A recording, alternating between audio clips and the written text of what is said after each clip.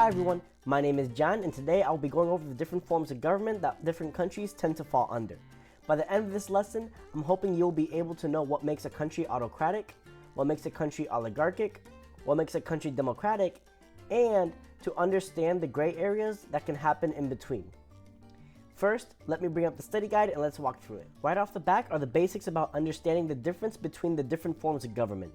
The study guide shows pretty clearly that the main difference in the forms of government and what determines how we gauge the difference between these forms of government is the amount of people involved in leadership. You have democratic forms of governance, which is when you have many people involved in the decision-making process. Then you have an oligarchy, which is when you have a small group of people in charge of the government. And finally, you have autocratic forms of government, which is when you have one person making the decisions for a country. These are the main groups that describe the form of governance, but there are variations that fall under these categories. For example, a republic is a form of democratic governance with everybody being grouped together to then vote for one person to represent them on the national level. Another variation of these main forms of government is between an oligarchy and an aristocracy. The main difference between the two is the merit of the leadership. In an aristocracy, you have a small group of people in charge, but they are in charge because they are the best suited to be in their fields. In an oligarchy, you have a small group in charge, but that's about it. Nothing special, they're just the chosen few. Finally, you have the two types of autocratic government, the absolute monarchy and the dictatorship.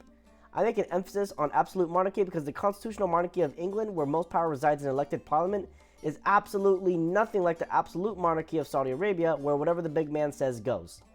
The relationship between the absolute monarchy and a dictatorship is one that is like the square and the rectangle. An absolute monarchy can be a dictatorship because there's only one person in charge of the country. But a dictatorship is not always an absolute monarchy because in order to be considered a monarchy, the line of succession needs to be hereditary. Now, hopefully with the chart as well on the study guide, you can also see how there is no clear-cut determining number between democratic and oligarchic. This leads to the first gray area in the forms of government where you end up with an unanswered question. Where do you draw the line? How many people do you need to be involved to make an oligarchy or a democracy?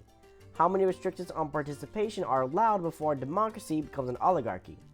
Answers to these questions tend to fall along different paradigms mentioned in the previous lesson, where a liberalist might say any form of democracy that is not a direct democracy is not good enough, while a realist might consider a country democratic even with high levels of voter restriction. The study guide goes over the other gray areas of government of what do you analyze to determine whether something is democratic, oligarchic, or autocratic. Well everyone, that is it for this lesson. I hope now when listening to the news that is talking about different countries and their government, it makes a little more sense. I'll have a study guide, a worksheet activity, and the answer sheet posted to my Patreon if you're interested and want the extra material to review. If you like the laid back approach or would like another presentation or information, let me know in the comments below. I hope you all enjoyed the lesson. As always, take care.